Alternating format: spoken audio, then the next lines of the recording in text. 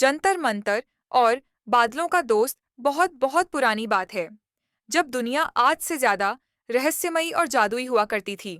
ऊंचे ऊंचे पहाड़ों के बीच बसा हुआ एक छोटा सा गांव था, जिसका नाम था जंतर मंतर नगर। दिन में यह गांव बिल्कुल आम लगता था।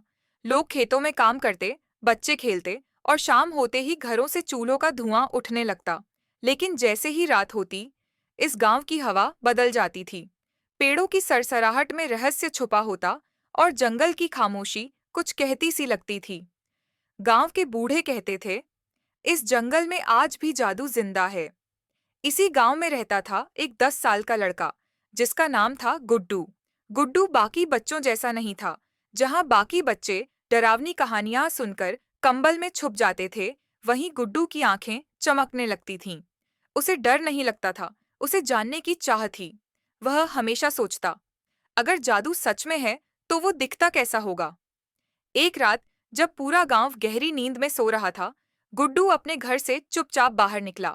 आसमान में पूरा चांद चमक रहा था और जंगल की ओर जाती पगडंडी हल्की नीली रोशनी में नहाई हुई थी।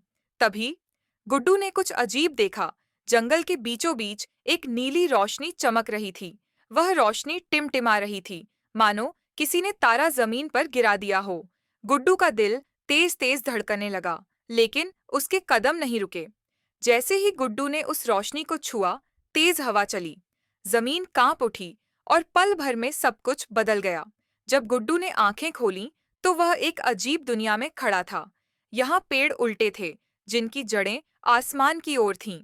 नदियाँ ऊपर की तरफ बह रही थीं और हवा में हल्की हल्की चमक तैर रही थी। गुड्डू समझ गया, वह किसी और ही दुनिया में आ गया है। तभी जमीन हिलने लगी। गुड्डू के सामने कुछ बहुत विशाल लोग आकर खड़े हो गए। वे 10 से 15 फुट लंबे थे, लेकिन उनके चेहरे डरावने नहीं, बल्कि शांत और गंभीर थे। उनके बीच से एक व्यक्ति आगे आया। लंबी सफेद दाढ़ी, लकड़ी से बना मुकुट और आंखों में गहरी समझ। उसने कहा, मैं हूँ राजा वृक्षपाल, और तुम छोटे इंसान जंतर मंतर लोक में आ गए हो।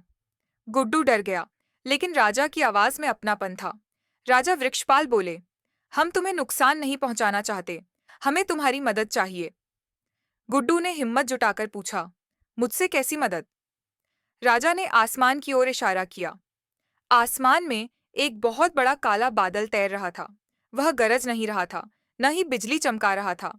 उसकी आंखें उदास थीं। राजा बोले, इसका नाम है बद्रू। यह कभी खुशियों से भरा बादल था, लेकिन लोग इससे डर गए। सबने इसे बुरा समझ लिया और यह अकेला हो गया। गुड्डू ने बद्रू की तरफ देखा। उसे उसमें कोई बुराई नहीं दिखी। वह धीरे से बोला, ये डरावना नहीं है, ये तो बस अकेला है। इतना सुनते ही बद्रू की आंखों में हल्की सी चमक आई। तभी गुड्डू को अपनी माँ याद आई। रात को सोते समय वह उसे एक लोरी गाया करती थी। गुड्डू ने आंखें बंद कीं और वही लोरी गुनगुनाने लगा। उसकी आवाज धीरे धीरे हवा में घुलने लगी। जैसे जैसे गुड्डू गाता गया, बद्रू का रंग बदलने लगा। काला बादल हल्का सा सफेद होने लगा। उसके चेहरे पर मुस्कान आ गई। वह पहली बार खुश हो रहा था। आसमान से हल्की हल्की बारिश होने लगी। यह बारिश डर की नहीं, दोस्ती की थी। राजा वृक्षपाल ने कहा, तुमने हमें सिखा दिया कि असली जादू ताकत में नहीं, प्यार और समझ में होता है। नीली रोशनी फिर से चमकी और गुड्डू वापस अपने गांव आ गया। सुबह हुई। सब कुछ पहले जैसा था, लेकिन जब भी आसमान में हल्की बारिश होती, गुड्डू मुस्कुराकर कहता, ये मेरे दोस्त बद्रू का सलाम है। और इसी के साथ यह जादुई कहानी समाप्त होती है।